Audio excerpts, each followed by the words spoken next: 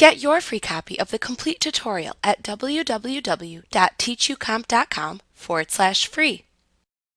To compare multiple open workbooks side by side, with each workbook taking an equal portion of the screen, click the View Side by Side button in the Window button group on the View tab in the ribbon. After clicking the View Side by Side button, you can then enable or disable the synchronous scrolling button by clicking it to toggle it either on or off. When enabled, the synchronous scrolling button in the Window button group on the View tab in the ribbon lets you simultaneously scroll multiple workbooks being compared side by side. If disabled, you can independently scroll each workbook.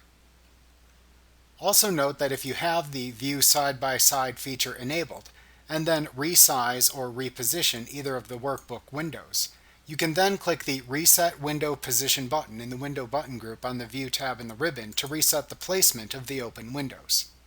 To turn off the View Side by Side feature, simply click the View Side by Side button in the Window button group on the View tab in the ribbon again.